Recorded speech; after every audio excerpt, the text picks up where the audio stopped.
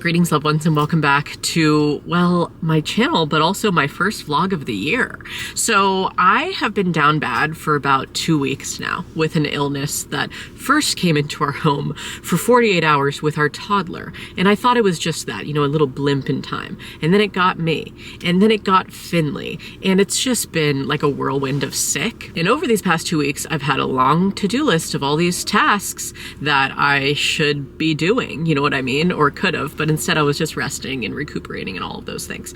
But this video is basically going to be doing everything I've been avoiding for the past X amount of time. I would say that some of these tasks have been avoided for 2 weeks, but that's just a lie. Some of these tasks I've been avoiding for literal months. So I think that not only I, but maybe you could benefit from this video as well, where you get a little fire lit under your ass. You just look long and hard at your to-do list that's maybe just being added to instead of taken away from, and you say, hey, maybe I could take a couple of these things off today. Cross them off. Today is the day, okay, people? So today's first task on the list is going to a play group with my daughter for the first time since rounding our corner of sick. Obviously, my voice is still like not as it is normally, but I'm not contagious anymore. I know that. And I did actually make a secret vlog for Patreon during those weeks that I was sick because I thought that I was not going to get sick, obviously. So this was like a secret days of my life, kind of a vibe of just like snow days, self-care, all that kind of stuff. I will link it down below, but always you can find extra content at patreon.com/Meghan Hughes. Anyway, we are going to go to this play group for the next like hour or so and see some buddies and catch up, and then start crossing some other stuff off the old list. All right, missed you, kid. Okay, sorry for the toy in the background if you can hear it, but I've been compiling some donations to bring to the closet over the past few weeks, so I'm gonna sort what I brought. If I have time and she'll allow it, I'll sort these too, which is the new donations, but it's looking pretty good in here. Let's sort it up. Let's get it sorted up. Do you hear all the kids in the gym? They're like on scooters or something. It's loud. Summer clothes. How many 0 to 3s do we have now? 1, 2, 3, 4 bins. Things are abundant up in here. What are these, like a 4T?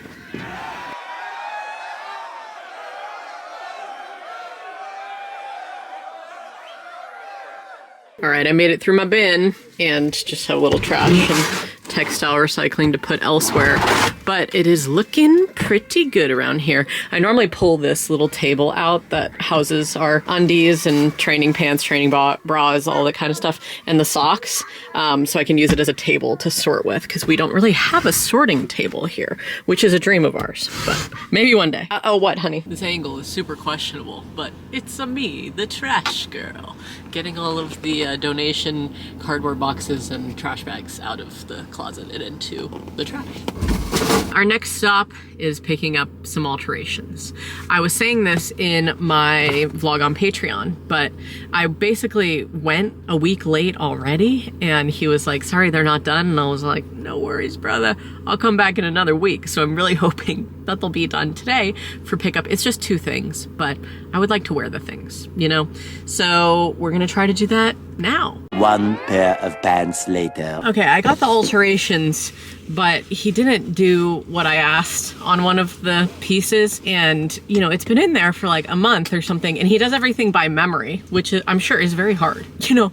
But I was like, yeah, you were supposed to put elastic on this skirt, and he was like, oh, I let it out. And I was like, no, I know that you let it out, but it does, even when you let it out, the fabric itself, like it needs some give at the top so it can fit over my wagon. I didn't tell him that, you know, but he was like, well, you just let me know if there's a problem and you bring it back. But then I just like paid for him to not do what I asked. And then when I bring it back, he'll probably be like, okay, it'll be this much money. So I'm like, why didn't we just do that to start? I don't know. I need to get better about like advocating for myself in situations like that. I should have just been like, no, you keep it and work on it and do the original plan. I don't know. It's hard for me to do stuff like that. Honey, can you say Mecca? We're at Staples now, and we are going to try to get Vivi's passport. I have all the documents. I have the check ready to go. I just need to put a date on it.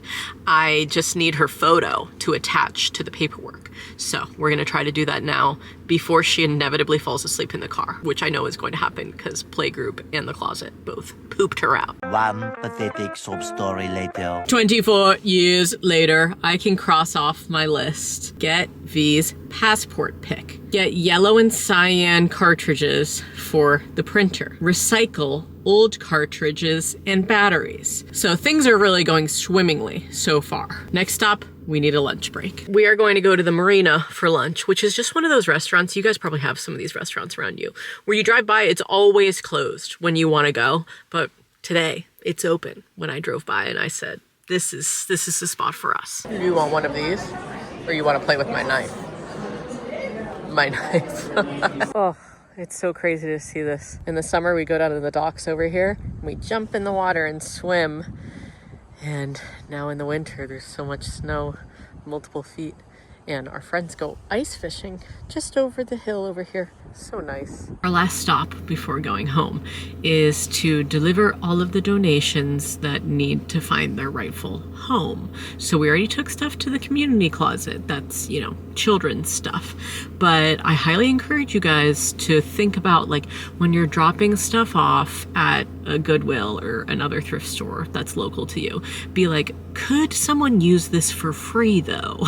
And I can do some research and find those places. I'm talking food pantries, refugee centers, different homeless shelters, various things like that around. Are there community closets near you? Can you bring the clothes there that you're getting rid of if you don't want to, like, you know, sell them online or something? If you're not trying to make any moolah off the things you're giving away, it's like, might as well think about that on the other end as well. Like the people who get your stuff from the thrift store, if the thrift store even keeps it and sells it, then those people have to pay money for it, you know?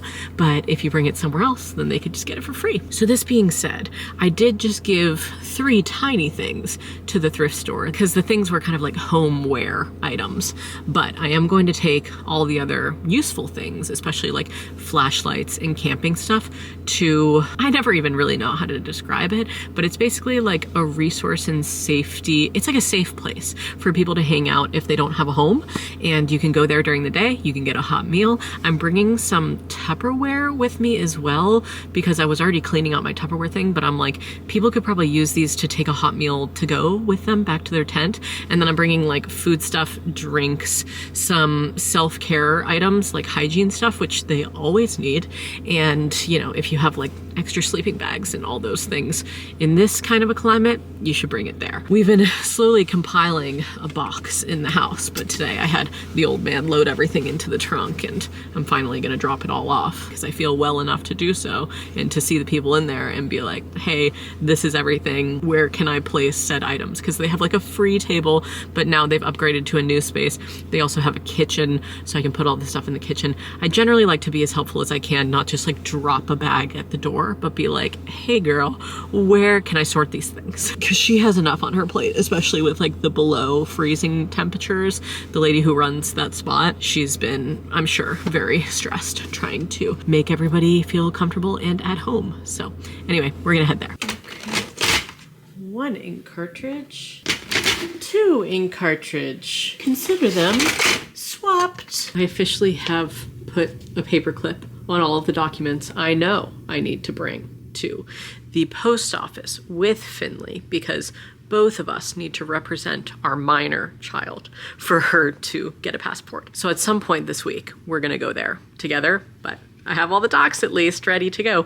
And now I'm going to be doing something else I've been putting off, which is giving my dogs their tick trio medicine. Ready, dogs? Might I interest you in some maple turkey slices? You don't even need to think twice about having this one. You just say, sure, I'd love some. Can anybody explain to me why tick medicine that your dogs get once a month is so expensive? 1 pack that I use on both dogs, by the way, because they're the same weight, is like $212. I'm like, what are we made of money around here? And that's for 6 pills. that last 3 months with 2 dogs, I'm like, why am I paying $200 for a 3-month supply of medicine? And then I'm like, oh yeah, because we have really bad ticks and I don't want them to get any kind of Lyme disease, obviously. I'm really struggling with opening this. Okay. Who wants to go first? Looks like Rue does. Rue's my most difficult patient. It's just a little turkey for you. Oh, she ate only the turkey and she forgot to eat the pills. Okay, so that backfired. We're gonna try again. You didn't eat any of the 4 quadrants of your pill that I crushed up for you, Rue. Let's try to wrap 1 quadrant in a turkey. Perfect. Don't even think. Oh, she spit it. She spit it out. This is why I say she's my toughest patient. Don't even think about spitting that one out, honey. Ah, she spit she spit it out again. I know this is some kind of master plan to just get more slices of turkey, but I can tell you right now, you don't need to be doing this. You'll get enough turkey as is, okay? Good girl. I guess I just have to kind of like shove it back there. Good girl. Quadrant 3. Good girl. Quadrant 4. Good girl. Larry's now like, maybe I should be that difficult. Maybe then Mom will give me 8 tiny slices of turkey. Monsieur Larry? Turkey? Yep, he spit out his pill too. I wasn't born yesterday, dogs. I know exactly what sort of shenanigans you're getting into. Good boy. Oh. No, he spit it back out. You're normally so much better about this. Is it because you're on camera? You're trying to show off in front of all your internet friends? My mom doesn't make me take no medicine. I will have no permanent record of me taking this. Good boy. Well, they're both super talented if you really think about it. Now, this is trash. Thank you, dogs. Another weird angle for you, but something else strange that I've been putting off is refilling our dish soap dispenser for the sink. I think both Finley and I are like, well, the other person will do it eventually. But it's been out for a couple days now, and we've just been using the dredges, hoping that something will happen. Another thing we've been procrastinating is changing the battery in this Jam Jam book because it is so small. It needs like a special screwdriver. V's obsessed with these Jam Jam books. They have a speaker in them. And what's infuriating about that is there's 2 sizes of Phillips head that things use, like a normal size and then the tiny ones. This one looks like a tiny one would fit it, but the tiny one's too small, but a normal one's too big. Oh. So it's like you have to go find some random bit you never use, which is just, I have the tiny one right here, but it don't work. That's what you need. Ultra specific, very precise medium size. Couldn't be easier. All right, I brought this box up to our room that has a bunch of stuff that was downstairs that needed to come upstairs. So I guess I've been procrastinating that too. Let's put it all away. I just want you guys to know I'm not going to be time-lapsing this though, because 1, it's going to take a while to find homes for all these things, and 2, I'm not wearing any pants. Please excuse my hair. It's been under a hat all day and I'm due for a shower, okay? But I am here to do a little bit of bookkeeping. I am the bookkeeper for the renovation fund. I've made a video about it before, I believe, on Patreon. How much we spent each year, basically, but really for each project. And I do like a big tally and stuff like that. But I haven't tallied anything since October. I mean, the records are there, obviously, on our bank account, but I just have to put them in the register. So I'm gonna do that now, and it's gonna take a little while because it's 4 months of work. Okay. Let's do it. I'm currently cooking dinner and feeling grateful that my husband sharpened all of our chef knives. Every single one of them, and all of our scissors. So, thanks, buddy. That was something I was really procrastinating. It's cutting a lot better. Yeah. Would you look at the time? It's about time to refill the pepper mill. I need a bigger one, honestly. Hello, it is a new day, and I look like this because it is frigid outside, and I am trying to stay very warm, cozy, and hopeful in the face of all this ice across the nation, if you know what I'm saying. So I just got out of a meeting and I want to talk to you for a little bit, so I hope you'll hear me out. I am putting this in this video because this is something I have been procrastinating talking to you about for some time, because this pertains to not just what's going on in our nation right now, but what has been going on over recent years and other things that I care about, and I'm trying to be vague to avoid not being heard for what I actually want to say. I've been trying to think about how to also talk about everything that isn't centered around me, because this isn't about me, you know what I mean? But also there's been like some questions, I suppose, about my beliefs around these things.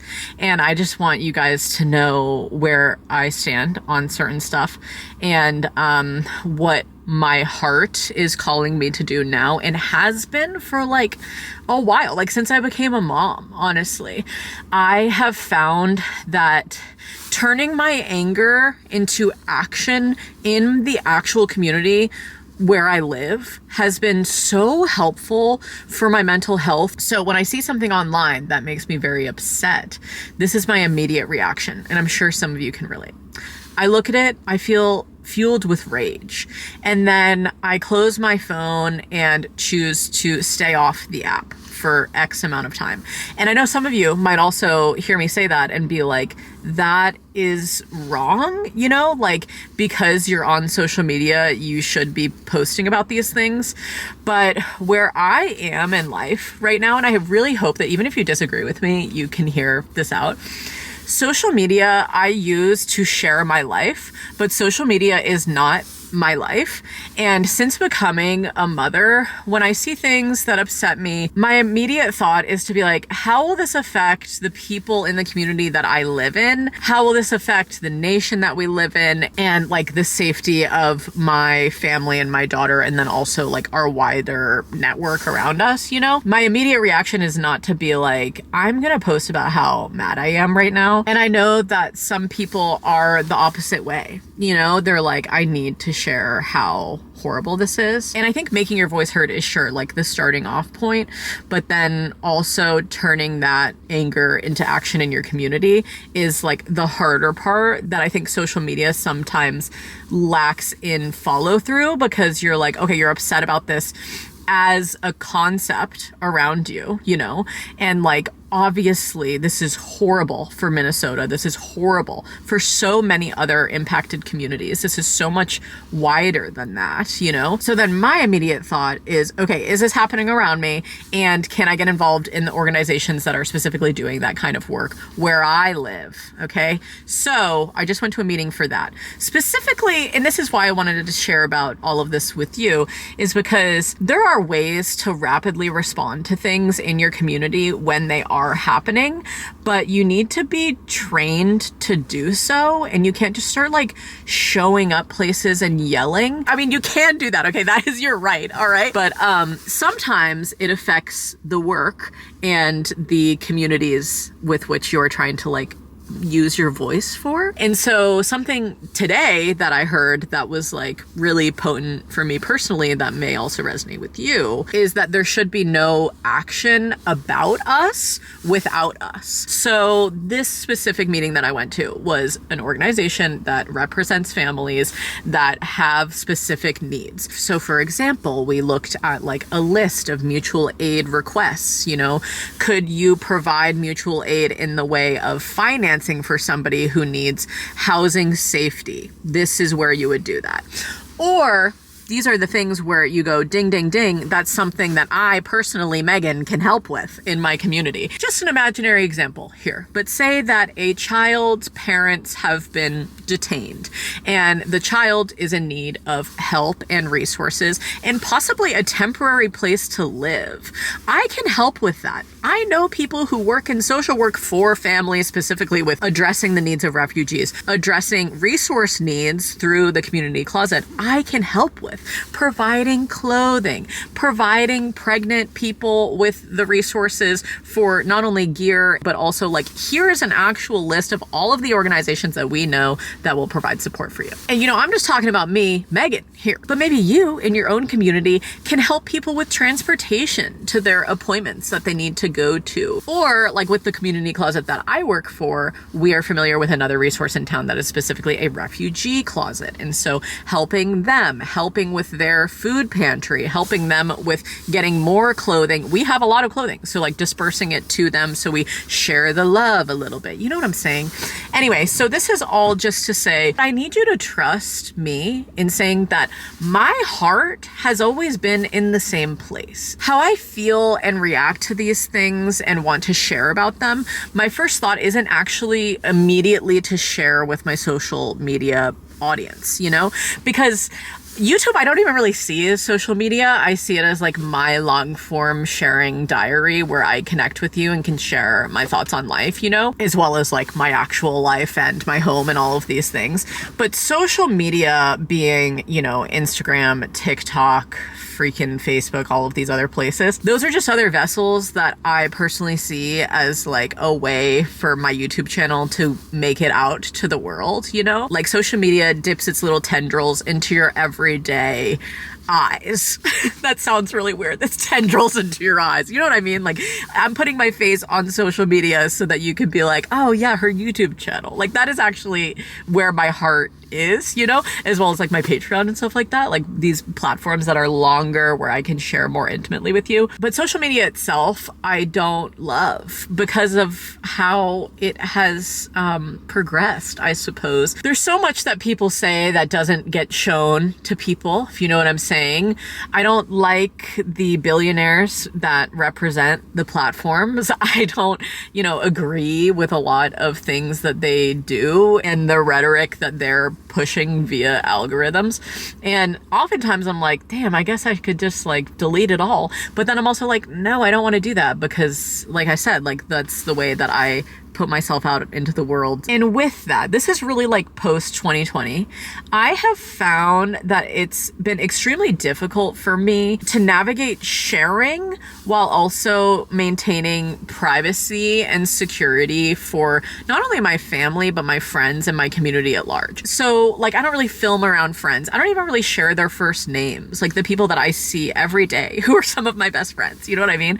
But I think that this year, some of that might change, specifically because I've been thinking about ways in which the community action groups that are around here, or, you know, nonprofits and things like that, that I'm involved in, and people that I know that are doing amazing work. I really struggle with like wanting to amplify their work via my own, you know, social media and YouTube channel, while also maintaining their privacy and honoring their wishes, I guess, with like what they want to share. And this all relies on, you know, them being down to be shared, right? But like with my old series Pizza Talk, that was such a fun and unique way to be able to like showcase one specific person who could give you guys like life advice and answer your questions. And I really miss that form of like conversational, like very loose, like interview style stuff.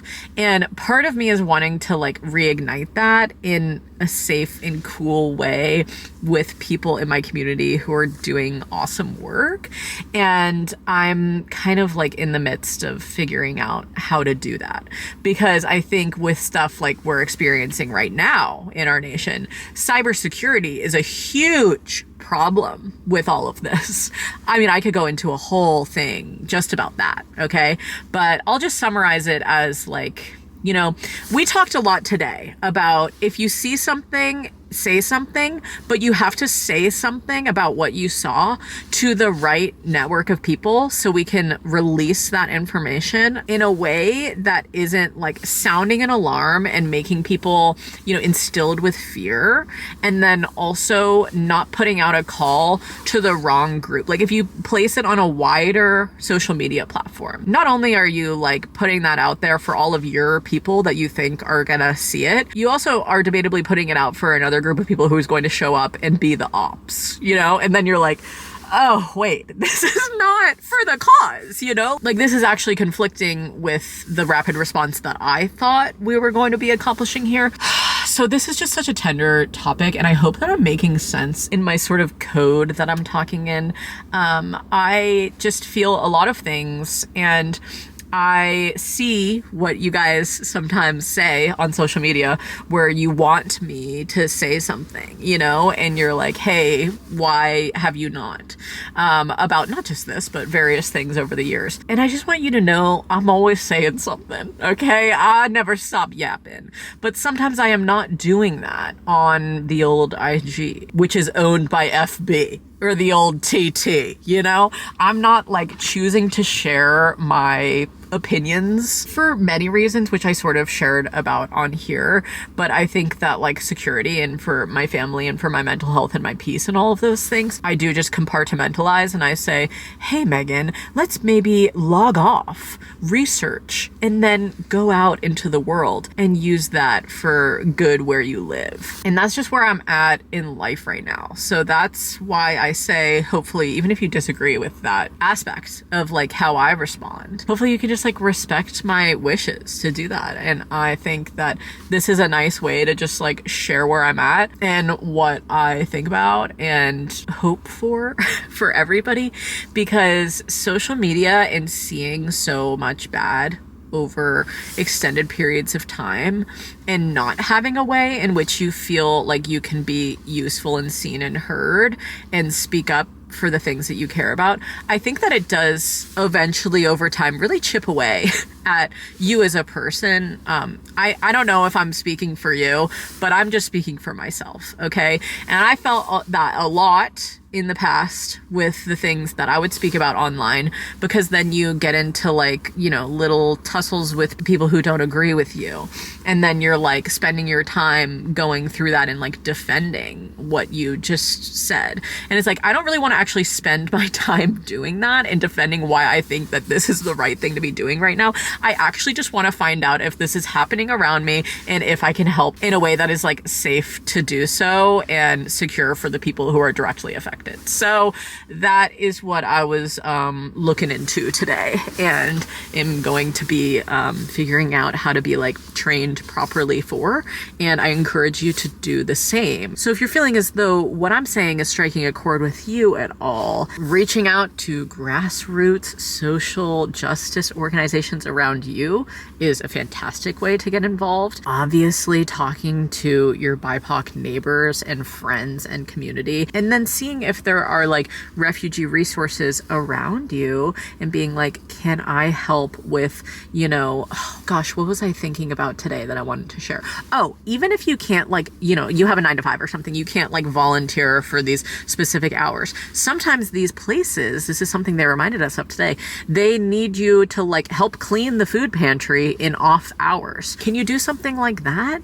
Can you compile a list of resources for your town and make a flyer and put it on a bulletin board? You know, like, let's take stuff into the real world and create little actions. That is just how I feel, and that's what I'm rocking with. And I just wanted to say all of that to you today, and I hope that you're feeling safe wherever you are. And I'm sending everybody a big hug because it's a heavy time. We all described how we were feeling in one word today, and angry came up a lot, but hopeful came up a lot too.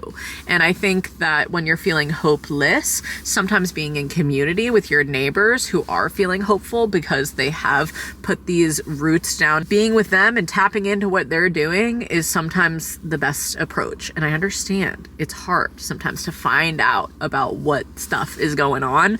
And that is why also I can't delete social media, because I find out a lot through socials about all of these things. People always ask me like, how'd you find out about your parent group? How do you make mom friends? All these things. And I'm like, honestly, fucking Facebook. Oh, the chains that bind us. But also bulletin boards. We have a lot of country stores around here, local libraries and stuff like that, that have bulletin boards of things that are going on. And sometimes if you just take a little gander, you take a couple pics with your phone and you start, you know, thinking about some things and you say, hey, I'm just going to add this to the schedule. You never know who you might meet, buddy. Okay? Love you, kid. Hope this was a nice chat for you. It was for me. Very cathartic. All right, folks, I got a meal train to make and deliver, so let's do it. Tell me why I chose to deliver it on the busiest day of my week, Fridays. I don't know why I thought this was a good idea. I was struggling to find time to make this all day, but I found a little pocket at night to deliver this to them for dinner, a new family that is postpartum. So let's see here. What is this? A teaspoon of chili powder, a teaspoon of cumin. We got 3 tablespoons tomato paste in there, sauteed with onions and garlic, a cup and a half of lentils, 4 cups of water. apples and bananas. We were on FaceTime with Meme, if you couldn't tell. And then I cooked all those down for like 25 minutes or something. And then I just rolled them up and I put in some roasted cauliflower as well. And then I just gave them some toppings to add, some sharp cheddar. Sharp cheddar? How about sharp? And then in this mayonnaise container, I made a little like chipotle mayo situation with sriracha, and then I gave them an avocado as well. And then I saved half of it for our family and added some chicken. Finger looking good. All right, I got the meal train all loaded up in the car, and some Emily Henry books have been dragging my feet on returning to my friend. I dropped off my items, and I brought back another that I have been forgetting to get from our friend's maple farm. Okay, I'm gonna put this in this video because I guess this is something that I've been avoiding just because I've been sick. I haven't been covering people's shifts that they can't fill at the closet, so I'm gonna do one of those today. Just a little hour slot of volunteering. And I'm excited because I've just been like here during off hours sorting, but it's been a minute since I've been here when it's open, greeting people and talking to them and whatnot. Now I'm gonna go get my eyebrows done, hun. I've just been wearing my glasses all the time because my glasses hide when my eyebrows don't look so good. But I'm gonna tell her, do not take anything more off of my corners. They can't take it. Fresh eyebrows. Who dis? I'm really happy just to have them all cleaned up. Let's go home. All right, we didn't actually end up going straight home. We went to a little library event that I heard about that was 3 adults and 2 kids reviewing 32 books in 32 minutes. So it was like a rapid book review event, and they gave us a piece of paper, which I have over here. But I also starred some of the ones that I wanted to possibly check out. And something that I've really been procrastinating is getting through some of my handheld books. I've been really still reading, but mostly just listening to audiobooks. And I am currently handheld reading Anne of Green Gables, but I'm still working my way through that. So when I'm through that, then maybe I will check out some of these books from the library and read those bad boys. But I also kind of need to like get through the ones I already own, you know? Let me know if you have this problem too, if you love to read. It's like, well, I could check out some newer books from the library that I'm hearing good things about, or I could go through these stacks that are currently in storage in our basement and read some of those bad boys too. Anyway, we are back home now, and I have a couple of things to do, especially because I'm filming this in like the days before Valentine's Day and also the days before the Super Bowl. 2 big events in February in our household. And God, I'm so excited for the Bad Bunny Bowl this year. It's gonna be awesome. Because Finley is currently not home, I'm going to be working on a little project for him where, well, this is just, I need to tell you that my yearly books, my memory books that I make him, they've been dramatically reduced because they were getting absurd, sometimes having 400 plus photos in them. I had too much time on my hands before having a child, so I never delivered him the one for 2024, the year our daughter was born, because then it wasn't just photos of us and our animals, it was also thousands of photos of our daughter. So then Finley was like, what if you just did 2 photos per month throughout the year for a total of 24 photos? And I was like, brain blast, of course, let's do that. So I'm working on the 2024 book, and then I finally, this is something that I did this week because of this video, I finally ordered the 2025 photos, the prints of them. So like I order them all online, the prints, then I tape them onto a piece of paper, I write the date and I write what we did and sort of like a summary of kind of the highlights of that month, especially now that I'm reducing the photos. It's just like, hey, also, even though these photos weren't shown, we also went to X, Y, and Z places and all that kind of stuff. So that's what I'm doing now. And the 2025 book, I don't think that the photos are even going to be delivered by Mother's Day. Mother's Day. I just saw my mom's text come up on the car play, so maybe that's why I thought that. By Valentine's Day, I meant I will not be getting the photos. So maybe if I do get them before then, I can like rapidly make the 2025 book, but as long as I get him the 2024 one, that's what I have really been dragging my feet on. I mean, come on, Meghan, it's 2026.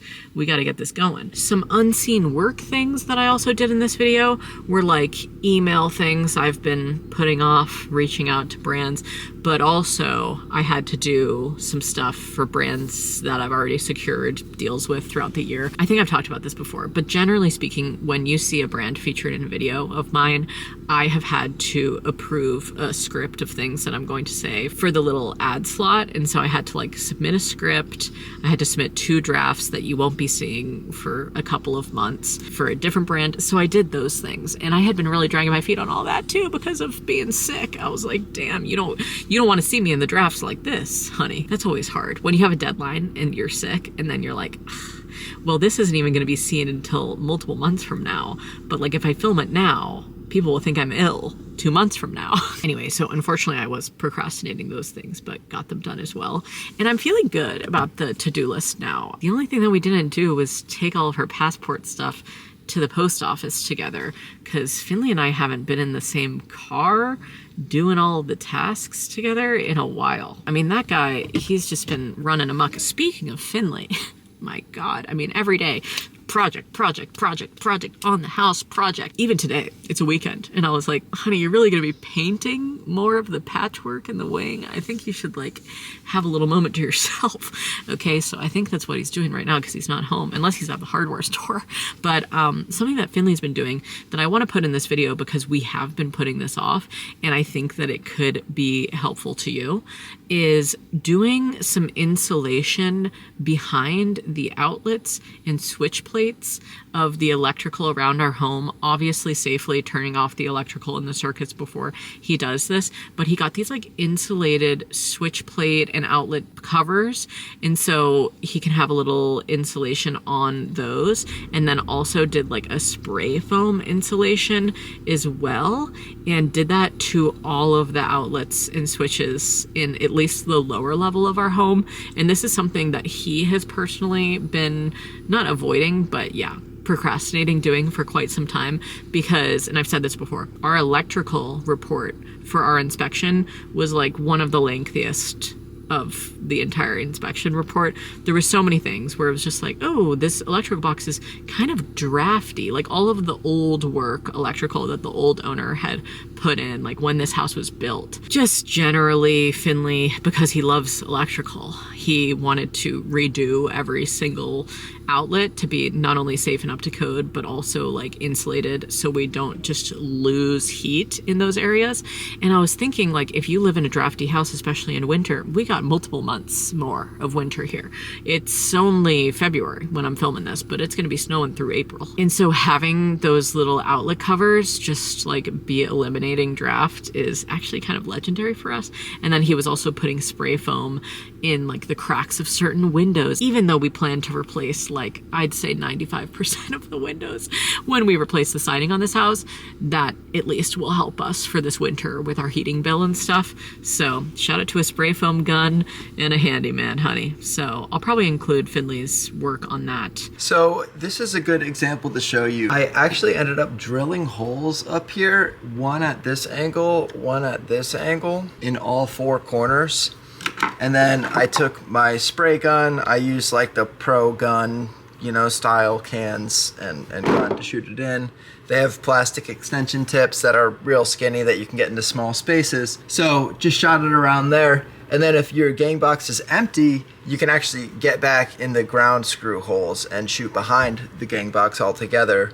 So all that's great for insulating around the box itself, which is often poorly insulated, especially if you're in, you know, a house like this where you know things are done janky. You know, when I've opened up walls, put in new boxes, I've made sure to insulate well behind them, but that's not always the case. Now it's got this tight insulation around it, but I can put this foam piece like this, and then that insulates, you know, it blocks any airflow coming through the box. And when the cover's on it, it'll kind of compress that into place. So between these two things, I mean, this should be really pretty well fixed up. So These are probably pretty helpful. Like, I would think that these are well worth the money for people with drafty homes. I haven't been showing as much FinCam because, well, during Vlogmas, I was like, I'm already yapping like for an entire hour plus for all of these videos throughout the month. And so I kind of like compiled all of his projects from November and December, and I still haven't given them to you. And that is something that I've been avoiding editing as well. So I think I'm gonna go and work on that during nap time. I have to transfer her to her crib and then edit this, edit other videos. Dude, I got a whole queue on the old laptop right now. So let's go get after it. But I love you. Thank you for watching this video. I hope it sort of lit a fire under your ass to do certain things. It definitely lit a fire under mine. And there are more things I still have to check off the list. So maybe we'll do stuff like this more frequently. And you can keep some tabs on me in the old vlog. Okay, so over and out. Love you, Cad. When I'm not on here, I am on Patreon. And I will see you in my next one. Stay smiling and stay safe. Love ya.